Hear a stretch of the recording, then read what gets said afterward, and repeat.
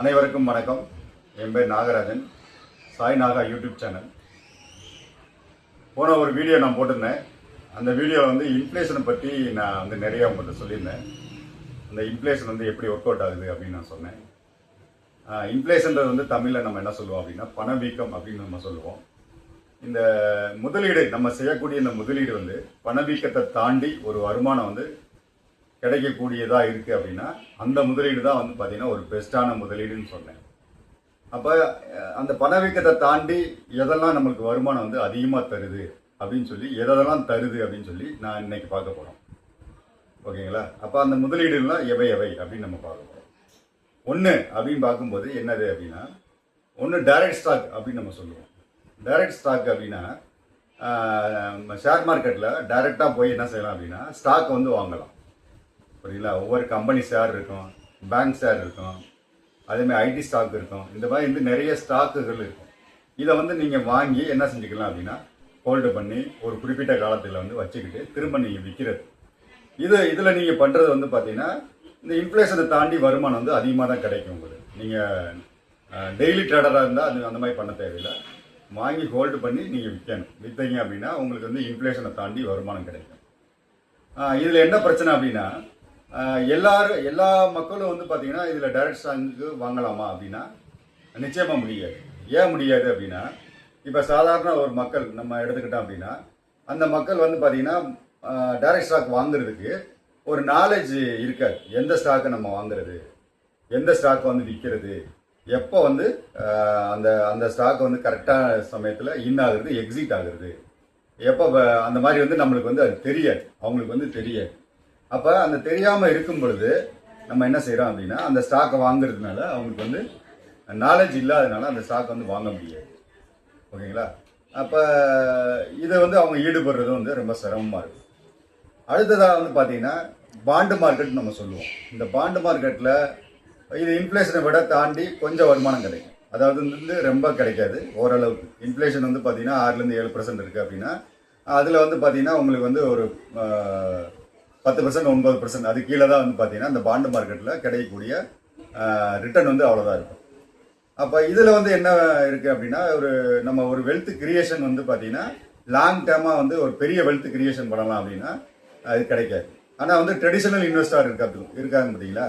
Traditional இன்வெஸ்டர்னா பாரம்பரியமாக, அதாவது என்னுடைய முதலீடு வந்து ஷேப்பாக இருக்கணும், இந்த முதலீடுக்கு வந்து எதுவும் பாதகம் இருக்கக்கூடாது அப்படின்ட்டு உள்ளவங்க வந்து பார்த்தீங்கன்னா பெரிய அமௌண்ட்டாக வச்சுருப்பாங்க. அவங்க வேணும்னா நீங்கள் பாண்டு மார்க்கெட்டில் போட்டு அந்த இன்ஃப்ளேஷனை தாண்டி அந்த பணவீக்கத்தை தாண்டி கொஞ்சம் வருமானம் எனக்கு கிடைச்சா போதுமானவங்க அப்படின்னு சொன்னாங்கன்னா அந்த மார்க்கெட்டில் இன்வெஸ்ட் பண்ணி பணம் பண்ணுறவங்களா இருப்பாங்க. அது ஒன்று இருக்குது. அடுத்து இன்னொன்று வந்து பார்த்தீங்கன்னா டைரக்ட், அதாவது ரியல் எஸ்டேட்டில் பண்ணுறவங்க. இந்த ரியல் எஸ்டேட்டில் வந்து பண்ணுறவங்க அப்படின்னு பார்த்தீங்கன்னா அதில் வந்து பார்த்தீங்கன்னா இந்த பணவீக்கத்தை தாண்டி வருமானம் கொஞ்சம் கிடைக்கும். ஆனால் அதுலையுமே வந்து பார்த்தீங்கன்னா நீங்கள் வந்து அதுக்கு வந்து டூரேஷன் கொடுக்கணும். ஒரு டைம் காலம் வந்து கொடுத்தீங்க அப்படின்னா பணவீக்கத்தை தாண்டி வருமானம் கிடைக்கும். இதில் வந்து என்ன ட்ராபேக் அப்படின்னா இன்வெஸ்ட்மெண்ட் வந்து பெரிய இன்வெஸ்ட்மெண்ட்டாக போடணும். குறைஞ்சபட்சம் வந்து பார்த்தீங்கன்னா 5 லட்சம் 6 லட்சம் அப்படின்னு சொல்லி சாதாரண ஒரு பிளாட் இன்னைக்கு வாங்குறோம் அப்படின்னா இந்த அமௌண்ட் இருந்தால் தான் வந்து போட முடியும். இதை வந்து சாதாரண ஒரு மக்கள் வந்து போடுறதுக்கு இந்த பணத்தை வந்து இன்வெஸ்ட் பண்ணுறதுக்கு வந்து சிரமப்படுவாங்க. அதனால் வந்து அதே மாதிரி வந்து பார்த்தீங்கன்னா அந்த லேண்டை வந்து வாங்கியிருக்காங்க அப்படின்னா அந்த லேண்டோட மெயின்டெனன்ஸு, அதேமாதிரி ஆக்கிரமிப்பு, பக்கத்து இடத்துக்காரங்க வந்து ஆக்கிரமிப்பு இருக்கும். இப்போ இதெல்லாம் வந்து பார்த்தீங்கன்னா அந்த ரியல் எஸ்டேட்டில் இந்த ப்ராப்ளம் வரும். என்ன கேட்டால் அப்படின்னா நான் அடுத்ததாக ஒரு இன்வெஸ்ட்மெண்ட் எப்படி அப்படின்னா அது வந்து பார்த்தீங்கன்னா ஈக்விட்டி எஸ்ஐபி, அதாவது மியூச்சுவல் ஃபண்டில் வரக்கூடிய ஈக்விட்டி எஸ்ஐபி தான் வந்து பார்த்தீங்கன்னா இந்த வருமானத்தை பணவீக்கத்தை விட தாண்டி அதிக வருமானத்தை கிடைக்குது அப்படின்னா இந்த ஈக்விட்டி எஸ்ஐபி தான் வந்து பெஸ்ட்டு அப்படின்னு நம்ம சொல்கிறோம். ஏன் இதை பெஸ்ட்டுன்னு நான் சொல்கிறேன் அப்படின்னா இது என்ன செய்யும் அப்படின்னா உதாரணத்துக்கு நான் ஒருத்தர் வந்து ஒரு 10,000 ரூபா இன்வெஸ்ட் பண்ணுறாரு அப்படின்னா இதில் வந்து மார்க்கெட் நாலேஜ் எதுவும் பண்ணணுன்றது அவசியமே கிடையாது. மார்க்கெட் நாலேஜ்லாம் பார்க்கணுன்ற அவசியம் இருக்குது. நீங்கள் வந்து கரெக்டாக என்ன செய்கிறீங்க அப்படின்னா மாதம் ஒரு அமௌண்ட்டை, குறிப்பிட்ட அமௌண்ட்டை, ஒரு 10,000 நீங்கள் இன்வெஸ்ட் பண்ணுறீங்க அப்படின்னா அந்த 10,000 வந்து ஒரு குறிப்பிட்ட டேட்டில் அது வாட்டுக்கு வந்து உங்கள் பேங்க்லேருந்து டெபிட் ஆகிட்டே இருக்கும், மியூச்சுவல் ஃபண்டுக்கு போயிட்டே இருக்கும். அப்போ போகும்போது என்ன செய்யும் அப்படின்னா ஒவ்வொரு மாதம் வந்து பர்ச்சேஸ் ஆகிட்டே இருக்கும். இப்போ உதாரணத்துக்கு நகைச்சீட்டெல்லாம் போடுறாங்க இல்லையா? இந்த நகைச்சீட்டை வந்து எப்படி ஒர்க் அவுட் ஆகுது அப்படின்னா உதாரணத்துக்கு நானே வந்து ஒரு நகைச்சீட்டு போடுறேன் அப்படின்னா 10,000 ரூபாய்க்கு ஒரு நகைச்சீட்டு போடுறேன் அப்படின்னா 10,000 ரூபாய் ஒரு மாசம் நான் வாங்கும்போது என்ன நடக்கும் அப்படின்னா 10,000 ரூபாய்க்கு அன்னைக்குள்ள கிராம் ரேட் எவ்வளவு இருக்கு அப்படின்னு சொல்லி உங்களுக்கு ஒரு மில்லி கிராமா வர வைப்பாங்க. ஏன்னா இன்னைக்கு வந்து பாத்தீங்கன்னா கிராம் வந்து பாத்தீங்கன்னா 15,000 14,000க்கு மேல போயிருக்கு. நான் 10,000 தான் இன்வெஸ்ட் பண்றேன். அப்ப அது மில்லி கிராமா மாறும் இல்லையா? அதே மாதிரி அடுத்த மாசம் மறுபடியும் இப்போ ஒரு 10,000 நான் போடுவேன். போடும்போது அன்னைக்கு ரேட்டுக்கு தங்கம் வந்து என்ன விலை இருக்கோ அந்த விலைக்கு வந்து வைப்பாங்க. இப்படி வர வச்சுக்கிட்டே வர்றாங்க இல்லையா? இதே கான்செப்ட் தான். இதை வந்து என்ன செய்வாங்க அப்படின்னா மியூச்சுவல் ஃபண்ட் எஸ்ஐபியில் நீங்க போடக்கூடிய அந்த 10,000 ரூபாய் அமௌண்ட்டை அதை வந்து என்ஏவின்னு சொல்லுவாங்க, நெட் அசெட் வேல்யூ.